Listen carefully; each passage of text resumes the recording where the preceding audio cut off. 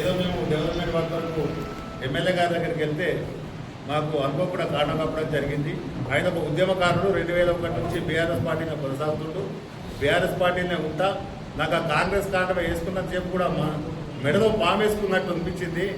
కాబట్టి నేను మళ్ళీ అలా బీఆర్ఎస్ నా సంతకూటికే వస్తున్నా అని వాళ్ళ గ్రామస్తులను, వాళ్ళ వార్డు మెంబర్లను, వాళ్ళ వార్డు సభ్యులందరినీ తీసుకొని వచ్చి వాళ్ళ పార్టీ ఆఫీస్లో పద్మాదేవేందర్ రెడ్డి గారి ఆధ్వర్యంలో మా అందరి సమక్షంలో, మా మీడియా సమక్షంలో కూడా చెప్పడం జరుగుతూ ఉంది. ఇలా అధికార పార్టీ నాయకులు ఏదైతే మేము డెవలప్మెంట్ చేస్తాం, మీరు వస్తేనే చేస్తాము, మీరు రాకపోతే మేము ఏమైనా మాట్లాడుతూ ఉన్నారు. ఇవాళ మున్సిపల్లో మాకు కూడా 3 కౌన్సిలర్లు ఉన్నారు.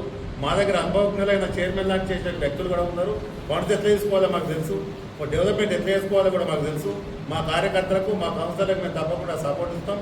ఇవాళ నిజంగా చూసినట్టయితే మీ పుణ్యకాలం 2.5 సంవత్సరాలు గడిచిపోయింది, సగం అయిపోయింది. ఇవి ఉన్నదే సగం.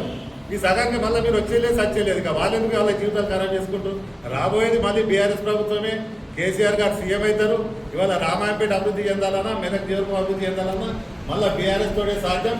మళ్ళీ హరీష్ రావు గారి నాయకత్వం మేము అందరం పనిచేయడానికి సిద్ధంగా ఉన్నాం. ఈ 2.5 సంవత్సరాల వరకు వాళ్ళు మేము ఏదో చూపించుకోవాలని తాపత్రయపడుతుంది తప్ప ఇవాళ జనంలో ఎక్కడ చూసేలా కాంగ్రెస్ పార్టీకి ఓటు వేసే పరిస్థితి లేదు.